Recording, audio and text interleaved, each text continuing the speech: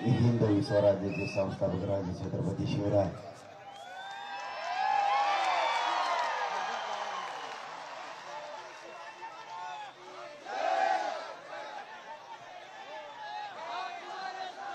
गंगाखेड आणि गंगाखेड परिसरातील जमलेल्या माझ्या तमाम मराठा बांधवांना माझा मानाचा जय शिवराय.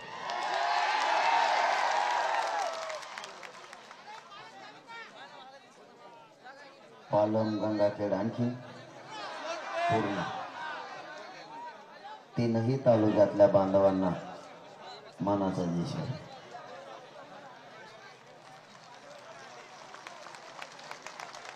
आपणही दाखवून दिलं महाराष्ट्रातला मराठा समाज जसा करोडोच्या संख्येने कानाकोपऱ्यातून एकत्र आला, आम्हीही कोणापेक्षा कमी नाहीत हे तुम्ही दाखवून दिला. आज या ग्राउंड मध्ये नजर पुरत नाही तिथपर्यंत विराट संख्येने मराठा समाज जमला, त्याबद्दल तुमच्या मनापासून कौतुक.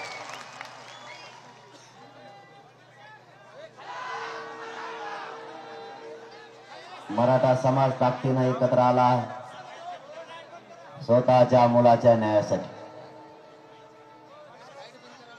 काय वाजते आत्ताच थोडंच जायचं आपल्याला.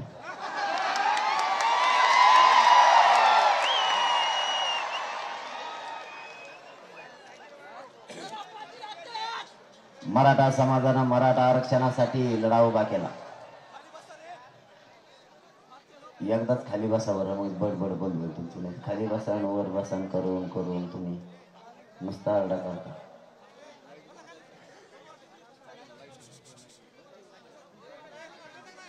मराठा आरक्षणाची लढाई मराठा समाजाच्या पोराला न्याय मिळावा म्हणून सुरू झाली. ही लढाई साधी सोपी नव्हती. अनेक वर्षापासून आणि अनेक दशकापासून ही लढाई सुरू आहे.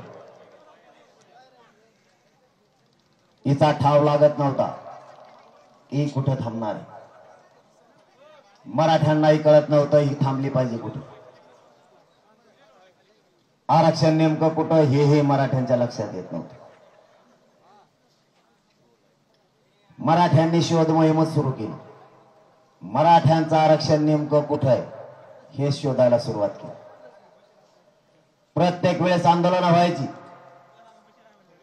मराठा ताकदीने एकत्र यायचा, पण विजयाच्या जवळ आलं की विजय हुलकणी देऊन जायचा. नेमकं पाणी कुठं मुरतंय लक्षात येईना. मराठा आरक्षणाला असताना का मिळत नाही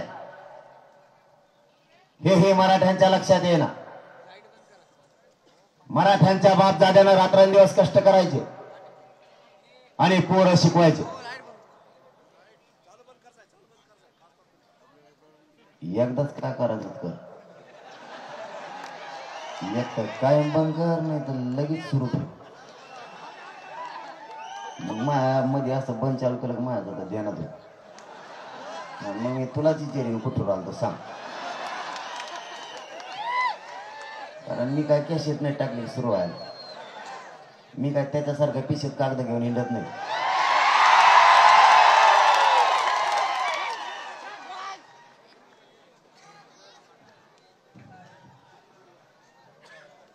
मराठा समाजाच्या लक्षात येईना. मराठ्यांच्या मायबापांना रात्रंदिवस कष्ट करायचे आणि पोरं शिकवायचे. पोराचं स्वप्न एकच आणि बापाचं हे तेच. पोरगा जर शिकलं तर मी राब रात्रंदिवस राबलोय याचा चीज होईल. माय बापाला वाटायचं माझं जर पोरगा शिकलं ना अधिकारी झालं, माझ्या वाट्याला जे कष्ट आलं ते माझ्या लेकराच्या वाट्याला नाही आलं पाहिजे. माय बापानं कधी पायाला चप्पल घेतली नाही की पोटाला पोटभर खाल्लं नाही. अंगाला कपडे पण नाही घेतले पण लेकर शिकवले. पोटाला चिमटा घेऊन एक एक रुपया मागे ठेवला आणि पोरं शिकवले. माझं लेकरू अधिकारी बनाल हे स्वप्न मायबापानं बघितलं, परंतु या आरक्षणानं घात केला आणि मराठ्यांचे पोरं लाखोनं सुशिक्षित बेकार व्हायला लागले. 1% जर पोरग हुकलं तर घरापर्यंत रडत यायला लागलं. अधिकारीही बनायला तयार नाही. ह्या वेदना ज्याचं पोरग 1% हुकलं त्या मायबापाला फक्त एकदा जाऊन विचारा त्याचं किती जळतंय. तुम्हाला बोलायला काय होतं? आमच्या मायबापाची उभ्या हयात कष्ट करण्यात जाती आणि पोरं शिकवण्यात जाती. उद्या देऊन परवा देऊ तुम्हाला बोलायला सोपं आहे, परंतु माझ्या बापदाद्याला माहिती आहे उन्हात काम कसं करावं लागतं, पावसात कसं करावं लागतं आणि थंडीत काय करावं लागतं. तुम्हाला काय त्याची जाणीव? तुम्ही सहज बोलून जाता. काय रे तुमचं दोघा तिघाचं चल नाही तर बाहेर तिकडे आरक्षण भेटलं तुम्हाला गप बसा ना. लय बुळबुळ मराठीच पोरायची दमत टिकत नाही आणला. मी मुंबईत जायचं म्हणलं नाही तरच म्हणते चला मुंबईला, दमत नाही आणला. अरे भावा हो, गनिमे काय मराठ्याने कळून दिलं नाही म्हणूनच आंदोलन इथं आलंय. कळून तर द्यायचं नाही काय करायचं ते. त्याने कळून दिलं का आपल्याला 70 वर्षे आपल्याला आरक्षण होतं. 70 वर्षापूर्वीच्या स्वातंत्र्याच्या अगोदरच्या 100 वर्षापूर्वीच्या मराठ्यांच्या आरक्षणात असलेल्या नोंदी सापडल्या. यांनी आपल्या मराठा आरक्षणाच्या असलेल्या नोंदी यांच्या बुडाखाली झाकून ठेवल्या आणि मराठ्यांना नाही म्हणून सांगितलं. आज त्याच नोंदी कशा काय सापडल्या? हेच आरक्षण जर 70 वर्षापूर्वी दिलं असतं तर जगाच्या पाठीवर मराठा प्रगत जात म्हणून 1 नंबरला जगात राहिली असती. आमच्यावरती जाणून बुजून अन्याय केला गेला. काहीही कारण नसताना सरकारने वेळ काढूपणा केला आणि मराठ्यांनी विश्वास ठेवला. मराठ्यांनी जास्तीचा विश्वास ठेवल्यामुळेच मराठ्यांचा घात झाला. त्यांनी नाही म्हणायचं आणि आपण विश्वास ठेवायचा. अशा 7 पिढ्या मराठ्यांच्या पोरांच्या बर्बाद झाल्या. आपलं स्वप्न साकार करणार कोण हा प्रश्न आपल्या पुढे उभा राहिला. लेकरांचा आक्रोश कानापर्यंत ऐकायला यायला लागला. लेकर उच्च शिक्षणात जाईनात, त्यांना केंद्रीय कॉलेजही मिळणार, त्या पोरांना नोकऱ्याही लागणार आणि मग मराठ्यांच्या लक्षात आलं आता अवघड झालं. परिस्थिती हाताच्या बाहेर गेली. पोरं आत्महत्या करायला लागले. पोरांचा त्रास आणि वेदना बघावं सुद्धा वाटत नाही. एकदा जर 1% हुकल्याला पोरग घरापर्यंत रडत जर आलं तर बापाचं काळीच कापल्यासारखं व्हायला लागलंय. बाप हे मुलाकडे बघत नाही आणि मुलगा हे बापाच्या चेहऱ्याकडे बघत नाही.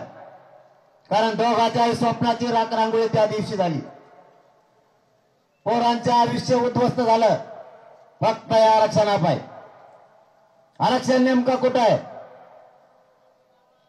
हे शोधायला मराठ्यांनी सुरुवात केली आणि मराठ्यांच्या लक्षात आलं मराठ्यांचं आरक्षण ओबीसी आरक्षणामध्येच ते आता मिळवायचं. आज माय बापा हो 54 लाख मराठ्यांच्या नोंदी या राज्यात मिळाल्या. 54 लाख ही साधा सोपा आकडा नाही. मराठा आणि कुणबी एकच सिद्ध करायला खूप झालं.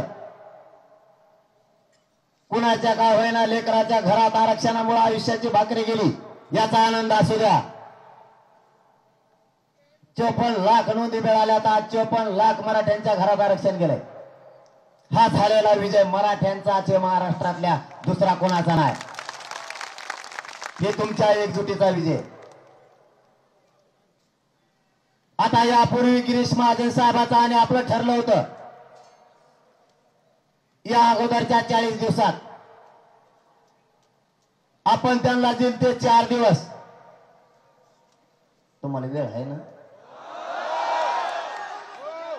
कारण आरक्षण सांगणं खूप गरजेचं आहे आणि ज्यांनी ज्यांनी आरक्षण समजून घेतलं ती जातच सुधारली. आपण समजून नाही घेतलं, नुसता गोंधळ घातला, आरडा वरडा कामन धामाचा नुसते बोंबलं ते. सरक पुढून सरक मागून बस खाली, काय बसतो खाली. जे पाहिजे ते घ्यायना, जिथं भविष्य ते लक्षात येईना. तुम्हाला थंडी तर नाही वाजायला लागली? हो, मागच्याला आवाज येतोय का? मागच्याला थंडी वाजते का? अरे मागच्या कैत म्हणा तुमच्या नोंदी मिळाल्या काय? चलून दे. हा, 1 वाजता मग कार्यक्रम होईल ना.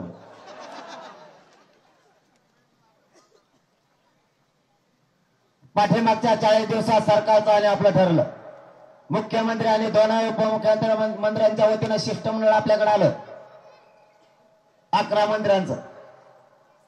त्यांनी सांगितलं 4 दिवसात कायदा पारित होणार नाही. तुमच्या मागणीप्रमाणे जर तुम्हाला आरक्षण मराठ्यांना द्यायचं असलं तुम्हाला 1 महिन्याचा वेळ द्यावा लागेल. मराठ्यांनी 40 दिवस दिले. म्हणणं एवढंच होतं, कायदा जर पारित करायचा असला तर त्याला आधार लागतो. आधाराशिवाय कायदा पारित होत नाही आणि आधार घेण्यासाठी आम्हाला समिती गठीत करावी लागेल. मराठ्यांनी 30च्या ऐवजी त्यांना 40 दिवस दिले. नोंदी मिळाल्या.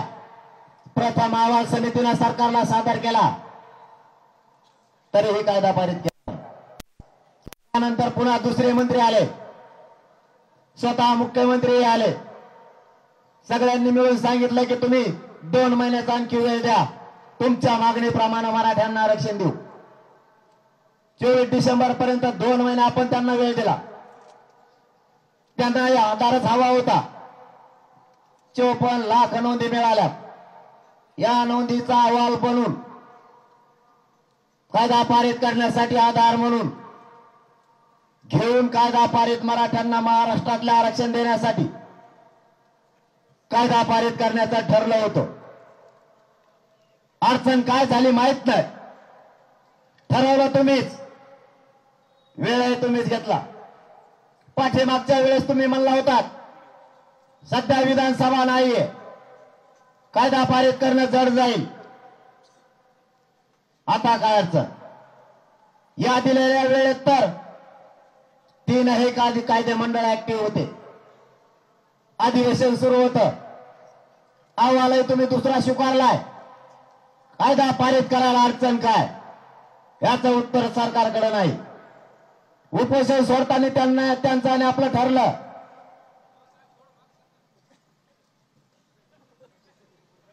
पर्यायी शब्द द्या. आपण 4 पर्यायी शब्द दिले. ठरलं असं होतं, मायबापा होतं, मला माहित असावं म्हणून सांगतो. कारण ही लढाई मी शेवटच्या श्वासापर्यंत लढणार आहे म्हणून तुम्हाला सांगतोय. उद्या मी असेल नसेल मला माहित नाही म्हणून तुम्हाला सांगून ठेवतोय. सावध राहा, आता बेसावध राहू नका. ही शेवटचाच लढाई. आता पारची लढाई. पुन्हा पुन्हा आता लढाई नाही लढायची. ही पहिला आणि शेवटचा लढा. त्यांचं आणि आपलं 4 शब्दावर ठरलं. त्यांच्या सोबत होते कायदा बनवणारे सगळे सदस्य, जे सरकार चालवते ते मंत्री, त्यांच्या सोबत होते आयोगाचे अध्यक्ष, त्यांच्या सोबत होते जज, त्यांच्या सोबत होते कायदा तज्ञ, त्यांच्या सोबत होते घटना तज्ञ आणि अभ्यासक सुद्धा. कायदा कसा पारित करावा आणि त्याला आधार का द्यावा याचेही अभ्यासक होते. ठरलं असं, ज्याची नोंद मिळाली 1967 अगोदरची किंवा त्यानंतरची, त्याचा सर्व परिवाराला त्या एका नोंदीवर लाभ द्यायचा, असं त्यांचं आणि आपलं ठरलं. ज्याची नोंद मिळाली त्याचे 4 सदस्य असो, 2 असो किंवा 500 असो, लाभ त्याच्या सर्व परिवारातील नातेवाईकांना द्यायचा. दुसरा शब्द ठरला, ज्याची नोंद मिळाली त्याचे रक्ताचे सगळे सोयरे आणि उपोषण सुटलं. आणखीन 2 शब्द राहिले, ते कोणचे तुम्हाला 23 तारखेच्या नंतर सांगत.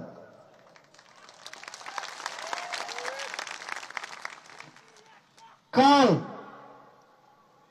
सरकारच्या वतीनं शिष्टमंडळ आलं मंत्रिमंडळाचं. त्यांनी सांगितलं आम्ही विधानसभेच्या पटलावरती हा विषय घेतलाय. म्हणलं मराठ्यांनी त्याचं कौतुक सुद्धा केलंय, पण आम्हाला स्पष्ट सांगा नेमकं लाभ मिळणार कसा. त्यांनी सांगितलं ज्याची नोंद मिळाली त्याच्या सगळ्या रक्ताच्या नातेवाईकांना याचा लाभ मिळणार. मग 2 असो किंवा 500 माणसं असो, 67 पासूनची एकाच नोंदीवरती कितीही माणसं असो त्याच्या सगळ्या परिवारातल्या लोकांना आतापर्यंत लाभ मिळणार. म्हणलं ते झालं नातेवाईकाचं, पण सगळ्या सोयऱ्याचं. ते म्हणले मग ते त्याचा सगळा सोयराच आहे. म्हणलं कोण? ते म्हणले ज्याची नोंद मिळाली त्याच्या जर चुलत्याला पुतण्याला मिळालं तो त्याचा सोयराच. म्हणलं तुम्ही महाराष्ट्रात भारतात का भारताच्या बाहेर? मला सांगा, चुलता पुतण्या हे सोयरे असतात का? म्हणलं तुम्हाला इडं समजायला लागले काय? मला काहीच कळत ना. मला काय गोळ्या सुरू आहेत का? नाही नाही म्हणलं ते काय झालं बरं का, खरं सांगावं का? म्हणलं खरं सांग. ते म्हणे त्यांच्याकडून आज्ञानात ते शब्द घेण्यात आला. म्हणलं आज्ञानात? हे काय चेटीत हवं ते बघ. मागं नाही बोलत, तोंडवर बोललोय. अरे मंत्री आहेत, कायदा चालवते, संविधानाची शपथ घेतली, तिने कायदे मंडळ ते चालवते, राज्याचं पालकत्व त्यांच्याकडे आहे. एका शब्दावर 1 घंटा चर्चा झाली. एका शब्दावर 1 घंटा म्हणजे 4 शब्दावर 4 घंटे सलग चर्चा सुरू होती. आणि अचानक कसं काय घेतला? अज्ञानात. आणि अज्ञानाला कोण बारीक होतं त्यातलं? कोणीच नाही ना, माझ्यापेक्षा टपारीचे सगळे. मग अज्ञानात कसं काय घेतला? समजा त्यांचं म्हणणं असं होतं माझी नोंद मिळाली, माझी, तर सगळे सोयरे म्हणजे कोण माहिती का? मा भाऊ, मा पुतणे, हे मग सगळे सोयरे. अरे म्हणलं ते नातेवाईक होत असतील रक्ताचे, काका, चुलता, चुलती. हो रो म्हणले ते तसं असतं काय? आणि म्हणलं मग कसं असतं? तुम्ही चर्चा ऐकलं नाही का? लाईव्ह आपलं सगळं टीव्ही पुढेच असतं. आडुगे फाडुगे जात नसतो आपण. ते मला एकदा म्हणले ते कोपऱ्यात चला. मला कोपऱ्यात फेपऱ्यात येत असतं म्हणलं मी. काय बोलायचं? इथं बोलत नाही, व्यासपीठात खाली व्हायचं. कारण हे पवित्र व्यासपीठ आहे मराठ्यांचं. इथं सांगायचं काय सांगायचं ती आडुगे फाडुगे नाही. आणि मी या समाजाला मायबाप मानलंय. माझा परिवार हा समाज आहे. आमचं नातं माय लेकराचं झालं. मी तुमच्या लेकरासाठी लढतोय. मरायला सुद्धा तयारी हटणार नाही. मी माझा समाजालाच परिवार मानलंय. मग जर ज्या समाजाला मायबाप मानलं त्या समाजाशी गद्दारी करणारी पैदास माझी नाही.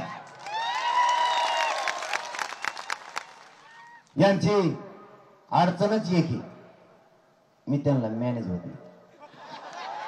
सगळ्यात मोठा प्रॉब्लेम आहे त्यांचा ते. कारण मन पैशाचं काय जमत नाही, पदाचा मग जमत नाही, आणि इंग्लिशचं मग कवाच जमलं. आणि ते म्हणले भाई 3 नाही म्हणलं मग आरक्षणात द्यावं लागेल. म्हणलं मग तोच असतं आपलं. मराठ्यांच्या जीवाशी किती दिवस खेळायचं हे मराठ्यांनी समजून घेतलं पाहिजे. आणि पुढे होऊन काम करणाऱ्यांनी सुद्धा. मराठ्यांच्या गळात आता फाशीचा फंदा नाही द्यायचा. आता लढायचं आणि मराठ्यांना न्याय द्यायचा. मी माझं पूर्ण जीवन या समाजासाठी अर्पण केलंय. सगळं जीवन. आज 4-5 महिने झाले मी आधी माझ्या उंबऱ्याला सुद्धा शिवलो नाही. कारण शिवणार सुद्धा नाही. कारण मी माझ्या कुटुंबाला आधी नाही मानत. लोकांचा उलट आहे, आधी कुटुंब मग समाज. माझं त्यापेक्षा उलट आहे, आधी समाज मग कुटुंब. कारण मी खाऊन जगण्यासाठी नाही आलो. खाऊन तर कोणीही जगू शकतो. ज्या जाती जन्मला त्या जातीचं मी देणं लागतो. त्यासाठीच मी उभं आयुष्य घातलं पाहिजे, हेच माझं स्वप्न. ज्या समाजासाठी जीवनाचं अर्पण केलं त्याच्याशी गद्दारी काय करायची आणि मला काय कमी या समाजात? तुम्ही मला माझ्या कुटुंबाची कधीच आठवण येऊ दिली नाही. माझ्या मायबापाचा हात माझ्या तोंडावरून फिरायचा तर तो तुम्ही फिरताय. मला काय मायबापाची कमी पडू दिली तुम्ही? म्हणून मी का तुमच्याशी गद्दारी करल? माझं तरी स्वप्न कोणतं वाईट आहे? याचमुळे सरकार मला शत्रू मानायला लागलं. मी काय वाईट केलं? तुम्ही मला शत्रू मानायला लागलात. माझ्या मराठा समाजाच्या पोराच्या वेदना मी मांडल्या.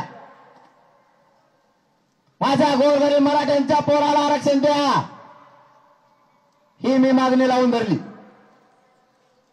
माझ्या मराठ्यांच्या पोराचा आयुष्य उद्ध्वस्त व्हायला लागलाय. त्याला आरक्षण द्या ते मी होऊ देणार नाही ही मागणी मी मांडली.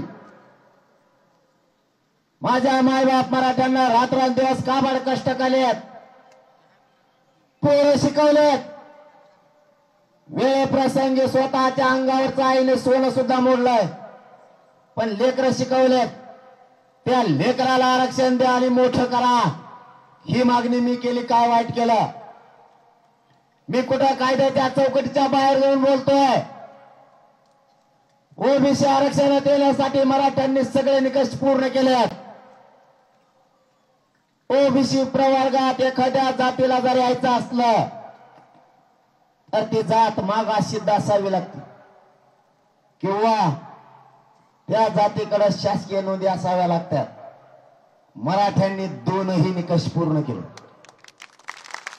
मराठा 12-13% मागासिद्ध झाला. मराठ्यांच्या शासकीय नोंदी आरक्षणात असलेल्या 54 लाख सापडल्यात. म्हणजे मराठा आणि कुणबी एकच याचे हे पुरावे सापडले. आता मराठ्यांना आरक्षणात घ्या. झालं का तू? नोंदी सापडायला सांगितलं का? नुसते फुकट चाळे घेणं ते नाही. कतो बोलतोय मोबाईलवर. मग काय चाललं इकडं? मग लफडं वेगळंच तू वेगळंच.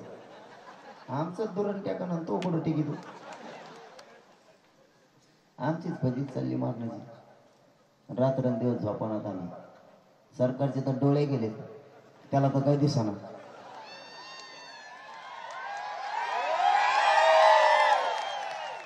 हे आमचे मराठ्यांचे मायबाप लेकरं घेऊन बसलेत 2-2, 5-5 वर्षाचे मांडीवर. माता मावल्या सुद्धा बसल्यात. जाणीव ठेवा सरकार जरा असाल जागे तर.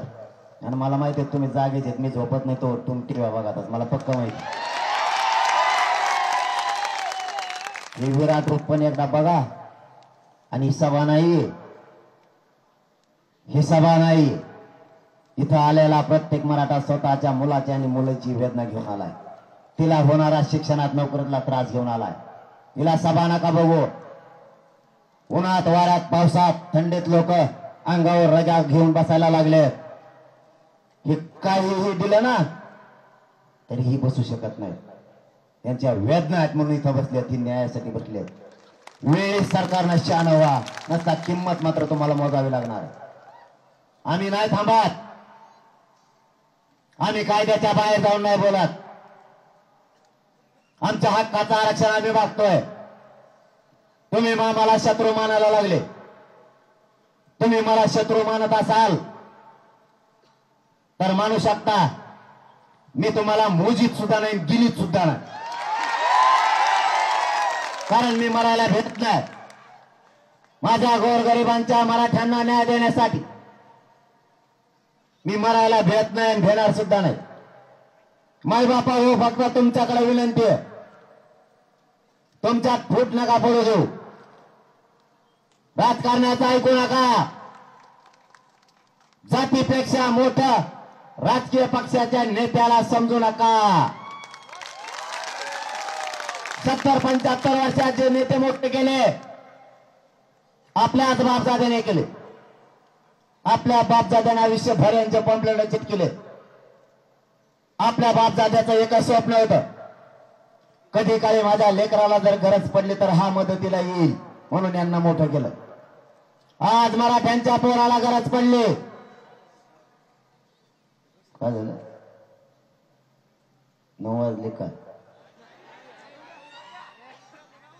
अरे लय अवघड कार्यक्रम 9च्या नंतर मी हातातच हात देत नाही त्याने काय टाकलेली असते का कारण ते हात धरलं तरी सोडित नाही सोड म्हणलं तरी सोडित नाही 7-8 फोटो मयच काढतो मलाच घोडा लावतो मायाच पायावर पाय देतो मला मी जर म्हणलं अरे जरा पुढं सरक ना त्याने टाकलेली ते काय मागं पुढं बघत नाही त्याला जर म्हणलं ना थोडं पुढं सरक दमदार जरा थोडं का दमने खाना काय म्हणजे माझ फोटो काढून मलाच घोडीला येतो त्याच्यामुळे 9च्या पुढे हातात द्यायचाच बंद केला कारण ती त्याचीच तारा असते त्याला खाली बस म्हणलं ते उभं राहतं त्याला उभं राहत शेजारच्या 7-8 जणांना बेजार करतो होते बसल्या बसल्या खडे आणून ते ना वेळ जण त्याचा वाटा जात नाहीत तुम्हाला खरं सांगू का 2 कामं करा आयुष्यात मराठा समाजासाठी इतकं लढा की एकदा महाराष्ट्रातल्या मराठा समाजाच्या लेकराला आरक्षण देऊन आयुष्याची भाकरी द्या आणि दुसरं काम करा मराठ्यांनी फक्त व्यसनापासून लांब जा मराठ्यांची प्रगती कोणीच रोखू शकत नाही फक्त व्यसनापासून लांब जा माझं एवढंच आहे का आणि बांध टोकरायचे कमी करा गट घेण्या देण्याचे दुश्मन आहे काय बांध टोकरी तुरे बांध नका एकामेकाला माया लावा आता काय झालंय सम माहिती आहे तुम्हाला मावशी हो तुम्हाला आवाज येतो का मला मग भाषा कळते का त्यांना नाही कळत त्याला जर नाही कळली ना त्या अधिकाऱ्याला विचारते त्या शब्दाचा अर्थ काय होतो रे त्या अधिकाऱ्याला नाही कळलं ते मला फोन लावते त्याचा अर्थ काय होतो मला नाही दोन 3 आता मला येत नाही शुद्ध बोलता मी मराठवाड्याचा आपल्या मग मला बोलतात नाही समजा मी शुद्ध बोलायला गेलो एखादा अनुसार होत मग काय करायचं त्यापेक्षा चाललंय चलून देईन आमचं मावशाव तुम्हाला एक काम सांगतो तेवढं करा आरक्षणाची चिंता सोडून देतो मी तुमच्या पोराला आरक्षण आणल्याशिवाय हे तुमचं पोर हटत नाही त्याची काळजी करू नका फक्त तुम्ही एक काम करा महिलांनी महिला जाग्या करा गावाची गाव पिंजून काढा आणि पुरुषांनी पुरुष जागे करा गावाचे गाव पिंजून काढा आंदोलन शांततेत करायचं कारण जे करणार नाही ते आपले आंदोलक नाही आपलं ठोक असते सरळ आणि वेगळं आंदोलन करायचं असलं का आपण सरळ सांगत असतो सरळ करायचं काय करायचं सरकारने करून घ्यायचं आणि आपल्याला काय करायचं आपण करत असतो आपण खोटं बोलत नाही पाठीत खंजीर खुपशीत नसतो सरळ आंदोलन शांततेत करायचं फक्त महिलांनी महिला जागा करा 2च गोष्टी सांगा मावशा हो फक्त शेवटाकडे आलो मी आता थोडं राहिले 2च कामं करा आणि सांगायचं काय तुझ्या लेकराला आरक्षण लागणार आहे माझ्या पण लागणार आहे इथं का मा एकट्याचं कल्याण नाही सगळ्या महाराष्ट्रातल्या मराठ्याचं कल्याण आहे त्या आरक्षणासाठी आपल्याला लढायचं एवढ्या वेळेस आपल्या लेकराला आरक्षण मिळून द्यायचं मग नसून बोलायचं बोलू नको जर तुमचे मतभेद असले नळावर भांडणं केले असले तुम्ही एखाद्या तर तिला म्हणा बाया जाऊ दे एवढी बार नाही तुला भांडा आणलं होतं तू 2 हाण मला भांडे पण आता आपण दोघी एकच होऊ सगळे दुनिया एक झाली आणि आपल्या लेकराला वाटलं व्हायला लागलंय आपण त्या मागचं सोडूनच देऊ तेव्हा बळच बैल बांधला होता बांधला होता आणि तो माल खाल्ला होता तो म्हटला 2 एकर चारे हो पण एक येऊ आपण एवढे बार लढू पण लेकरासाठी लढू एवढंच म्हणा वादच होत नाही लग्न साधे करा तुम्ही आणि बांधा फोडायचं बंद करा नुसतं बांध फोडा तरी 2-2 पिढ्या बोलव ना आपले लोक एकामेकांना येणं नाही येणं नाही मग आता बांध फोडावर जर आपण 2 पिढ्या बोलत नाहीत म्हणल्यावर आणि आरक्षण न दिल्यावर सरकारची तर भजी द्यायची मग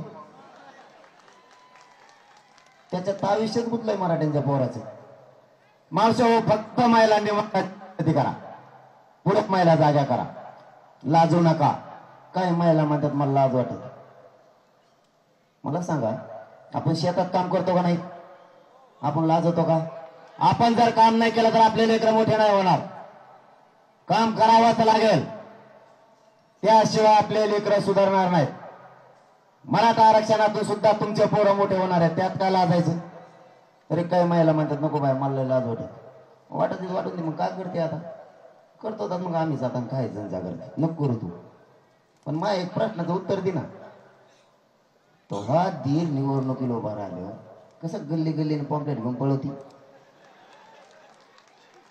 कबश हान बाया, पत्ता गोकून नको देऊ, नारळ बराबर हान. मग कसं सांग दी तो अधीर मोठा होतो, तो अधीर कोणत्या तरी साहेबाचा असतो. साहेब एखादा त्याला गटार गुटार नाली फाली देत आहे, तो अधीर मोठा होणार. आपले उस तोडायला पाठायचे का? आपल्या पोरासाठी कोणीच नाही. तुमच्या पायाला हात लावून सांगतो ही गरजवंत मराठ्यांचा लढा आहे, गोरगरिबांचा लढा आहे. आपल्या पोरांसाठी आपल्यालाच लढायचं आहे आणि ही लढाई जिंकायची सुद्धा आपणच. आता सावध व्हा, अशी संधी पुन्हा मराठ्यांना येणार नाही.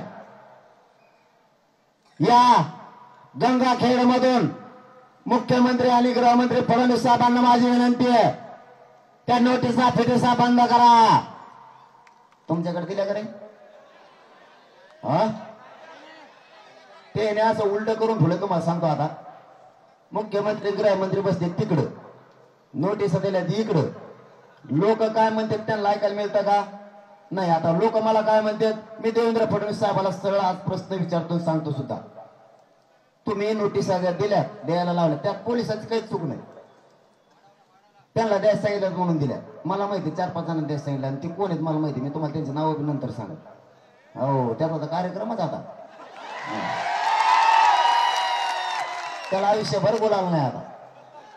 मला नाव माहिती आहे, मी सांगणार आहे. त्यांनी सांगितलं म्हणून यांनी नोटिसा दिल्या. नोटिसा दिल्या यांचा काय दोष नाही, यांना दोष देऊन उपयोग नाही. पण झालंय असं, मला लागले फोन यायला. ते म्हणतात आता हे असं झालं, त्या आंदोलनात मी नाही बी मानते काही संबंध नाही, पण फुकट मला नोटीस आल्या, ट्रॅक्टर इकडे नेऊ नको, ट्रॅक्टर तिकडे नेऊ नको. मग मी येऊ नाही तेव्हा नाही, येतो काय मग तुम्ही संगच. बघा कसे उलटे परिणाम झाले त्याच्या. काय गरज आहे का? तुम्हाला आणखी नाही. मुख्यमंत्री आणि गृहमंत्र्यांना माझी विनंती, सामंजस्याने तुम्ही तोडगा काढा, विनाकारण मराठी चाडवं येऊ नका. आम्ही मात्र आमच्या लेकराच्या न्यायासाठी हटणार नाही. आरक्षणच घेणार, तवाच हटणार, तोपर्यंत आम्ही हटत नाहीत. आता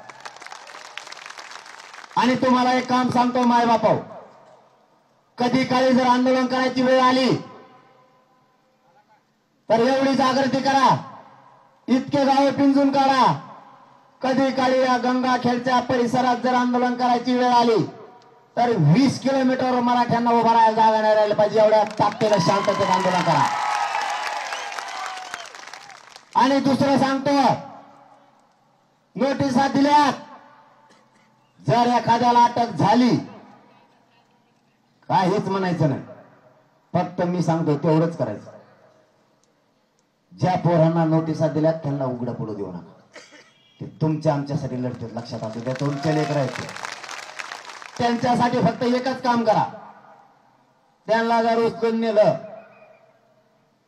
आणि तुम्हाला कळालं, सगळ्यांनी उठायचं, पुरा तालुकाच, सगळा जिल्हा, आणि त्याला जिल्हा नेलंय त्या पोलीस स्टेशनला जाऊन मांडी घालून बसायचं, काहीच म्हणायचं नाही.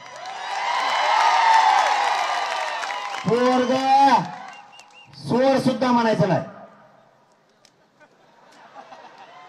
जायचं नुसतं मांडी घालून जाऊन बसायचं.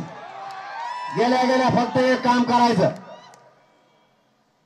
तिथं असणाऱ्या पोलीस निरीक्षक साहेबांना सांगायचं, भाऊ मला मरणाची भूक लागली, फक्त भाकर आण. रेटून 3 टाइम भाकर खायची, तिथं झोपायचं. पोरग सोड नाही म्हणायचं, काहीच नाही. एक आरक्षण दे नाही तर पोरग दी, 2च गोष्टी बोलायचं. उद्रेक नाही, जाळपोळ नाही, धिंगाणा नाही, आरडा नाही, वळडा नाही, काय. आता जर 1-2 लाख लोक जाऊन बसली, 5 रुपयालाच वडापाव धरा बाप मेलं, ते बिचार तुम्हाला खाऊन घालू घालू. मग सरकारला बी काच का कळत. मग ते पोलीस बांधव म्हणते ये निघुतीला आमच्या गळ्यात, ते बसले माझ्या देशी तिकडे नाही, भाकरी ताराची वेळ आली आम्हाला. एकदम सोपं, डोकंच लावायचं नाही. एक आरक्षण दे म्हणायचं, नाही तर पोरग दे, त्याशिवाय माघारी जात नाही. नुसत्या माठ घालून बसायचं, काना कण झोपायचं, काहीच काम करायचं नाही. रेटून खाजायचं परत अर्धवट नाही, कारण उपाशी काय मरून त्यांना देता येणार नाही. नसता पुऱ्याला आत टाक म्हणायची, एकदा ताण नको डोक्याला. कोण द्यायला आता 6 कोटी एकदाच बसायचं. आता जे व्हायचं असेल ते देशात रेकॉर्ड करायचं आपल्याला बी. आता सगळ्याच मराठ्यांनी लेकरा बाळासह जाऊन बसायचं, हो द्या त्यांची इच्छा पूर्ण. माय बापावर लक्षात असू द्या, लेकर उघड्यावर पडू देऊ नका, फक्त शांत दे. आपल्याला मराठ्यांनी शब्द दिलेला 17 तारखेला, शांत दे. तुम्ही बाकीची काळजी करू नका, बाकीच्यांना मी समर्थ आहे. तुम्ही आता ज्याचं नाव घेतलं तर त्याला तर मोजितच नाही मी, कारण त्याचं नाव मी घेत बी नाही. कारण नाव कोणाचं घ्यावा कोणाचं नाही घ्यावा त्याला महत्व देण्याची गरज नाही. तर आठ तुझं नाव बी नाही घेतली. गिरीश महाजन साहेबांनी सांगितलं, जरांगे पाटील तुम्ही काही बोलू नका. आता आम्ही त्याला बोललो. मी 2-3 दिवस झालं गप्प बसलो नाही रे. माय बापा करत नाही, तुम्ही ऐकतात त्याच्याविषयी काही बोललो मी. मग आता ते गप्प बसले, पण बारीक आवाजात कणत बोलत आहे. मला आज कळलंय काहीतरी बोललाय, पण मला ऐकायला नाही मिळालं. मी आज संध्याकाळी ऐकन, कारण त्यासारखा मोक्कार नाही मी. माया मागे काम, मला हे मराठ्यांची सेवा करायची. ते हे मोकळं ते आता झालेलं हे बेसन खाऊन त्यांना राहिलं काही काम. पण तो काहीतरी म्हणलाय, पण बारीक आवाजात म्हणलाय, कणत बारीक कळणच ते निघत. तसं मला एकदा ऐकून दे, मग त्याला कचका दाखवतो मा कसा नसता. मग गिरीश महाजन साहेबांनी त्याला रात्रीच सांगायचं, तू कशाला बोलला म्हणून. मी बोललो का काही नाही. मग मराठाच्या आरक्षणाच्या विरोधात बोलायचं नाही, मी सोडितच नसतो. मी काय लय शहाणा नाही, मी काय लय शहाणा नाही भाऊ. तुम्ही टीव्हीला बघा का नाही, का नाही बघत? आपला कचका तसा टप्प्यात आला का वाजलाच, त्याला सुट्टीच नाही. आत्ताच ग बसलोय मी, आता 2-3 दिवस झाले. आज काहीतरी कणलाय, हळूच आवाजात म्हणत होता काहीतरी, लय बारीक बोलत जणू. जरांगे साहेब म्हणतोय जणू तो मला आता बारीक कणतो. तो दुमता काढलाय मी माझ्या मराठ्याने. तुला लय वळवळ होते, तो खोटात लय होता ना कसा उपटेला.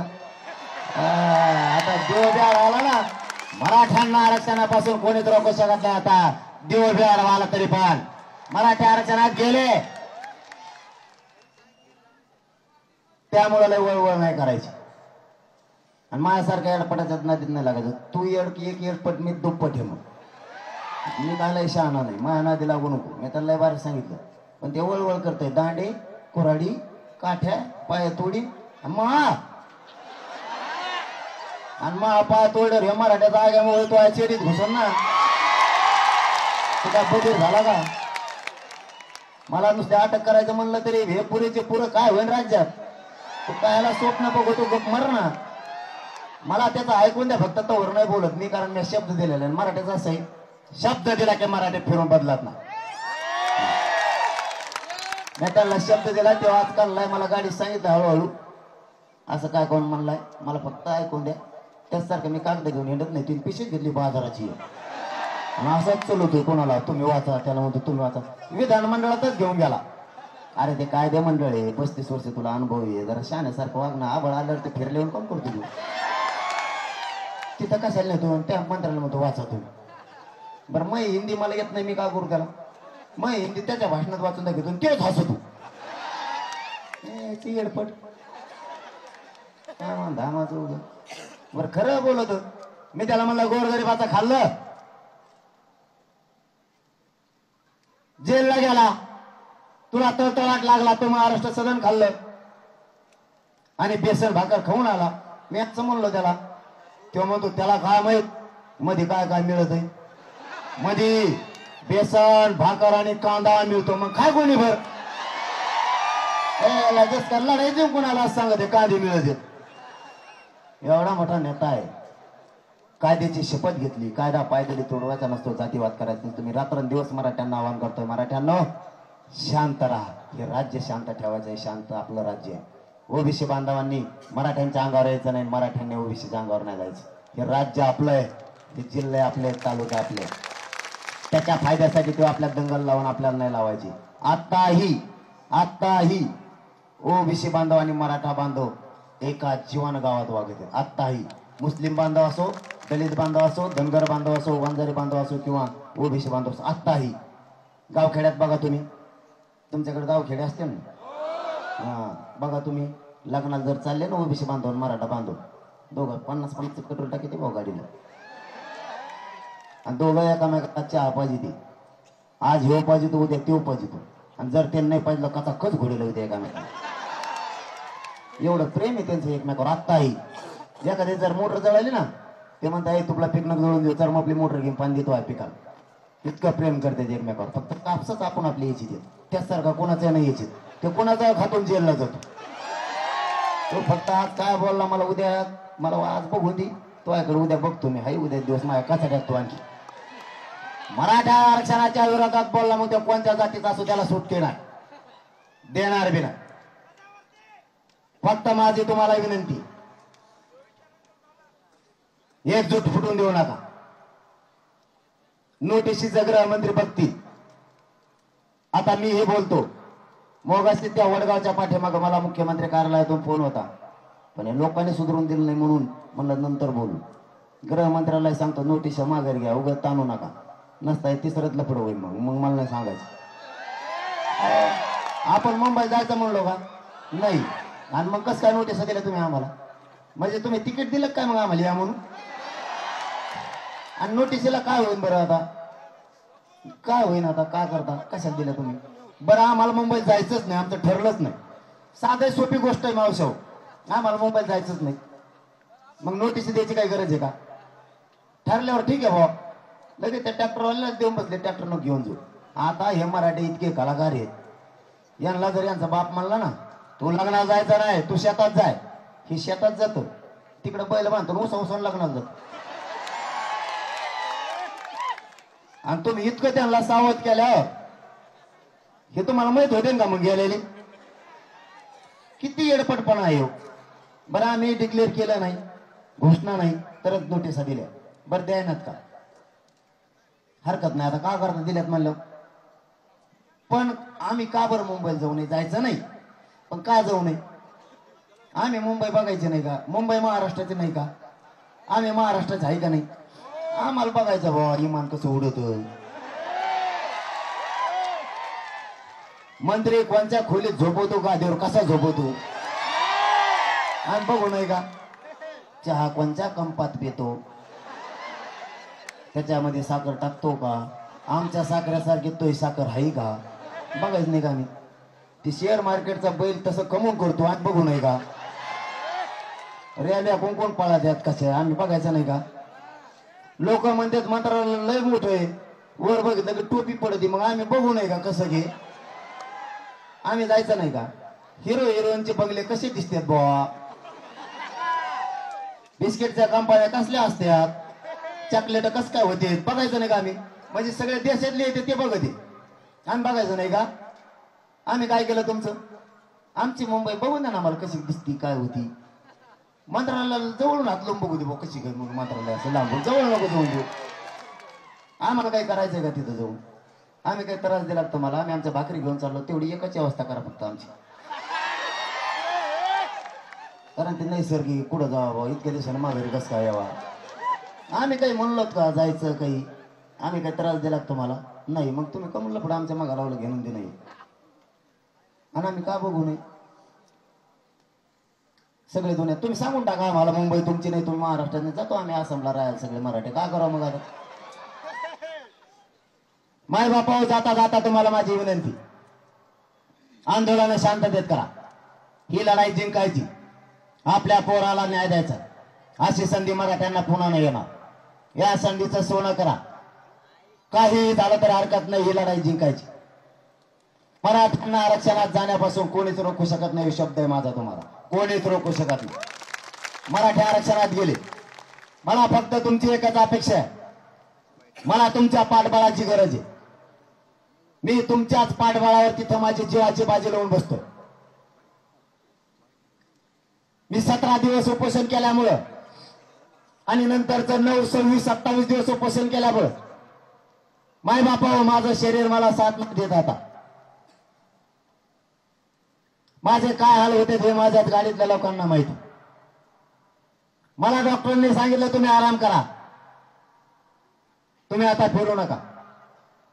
माय बापा मला मानत, आता जर मी फिरलो नाही आणि यावेळेस जर मी घरी झोपलो तर माझ्या मराठा समाजाच्या लेकराचं वाटलं झालं म्हणून समजा. म्हणून मी माझ्या जीवाची पर्वा नाही करत आणि करणार पण नाही. कारण त्या उपोषणामुळे माझे इतके हाल होत आहेत. तरीही मी रात्रंदिवस बाहेर आहे. माझी फक्त तुम्हाला एकच विनंती, तुमच्या एकजुटीमुळे या घराघरातल्या महाराष्ट्रातल्या मराठ्यांच्या लेकराचं कल्याण होणार आहे, ते मोठे होणार आहे. मला तुमच्या पाठबळाची गरज आहे. माझ्या पाठीशी खंबीर उभे राहा. मला तुमच्या साथीची आणि आशीर्वादाची गरज आहे. माय बापावर मला आशीर्वाद आणि साथ तुमच्या पाहिजे, कारण मी तुमच्या जीवावरच तिथं माझ्या जीवाची बाजी लावून बसतोय. मी मरायला भेट नाही आणि परवा पण करत नाही, कारण मी सांगतानाच माझ्या बायकोला सांगितलेलं आलो तो तुझा गेलं तर समाजाचा मी क्षत्रिय मराठा आहे, कुंकू पासून तयार आहे. मी मरायला नाही भेट. फक्त या राजकारण्याचं ऐकून फूट पुढे देऊ नका. आपल्या लेकरा बाळाचं वाटोळं होईल जर तुम्ही मागे सरकलात तर. आता पिढ्या बरबाद नाही होऊ द्यायच्या. माझी तुम्हाला जाता जाता एक विनंती आहे आणि तुम्हाला शब्दही देतो. तुमच्याच बळावर मी तिथं जीवाची बाजी लावून बसलोय. माझ्या खांद्याला खांदा लावून तुम्ही सगळ्या महाराष्ट्रातला मराठा समाज लढा. मी तुम्हाला शब्द देतो, महाराष्ट्रातल्या सगळ्या मराठ्यांना आरक्षण मिळवून दिल्याशिवाय हा तुमचा मुलगा जीव जरी गेला तरी एक इंचही मागे सरकणार नाही. हे शब्द तुम्हाला देतो आणि थांबतो. जय जिजाऊ, जय शिवराय. देश विदेशातील प्रत्येक घडामोडींचे लाईव्ह अपडेट मिळवण्यासाठी आता साम टीव्हीच्या सर्व सोशल मीडिया प्लॅटफॉर्मला लाईक, फॉलो आणि सबस्क्राईब करा. तसंच सर्व नोटिफिकेशनसाठी बेल आयकॉन प्रेस करायला विसरू नका.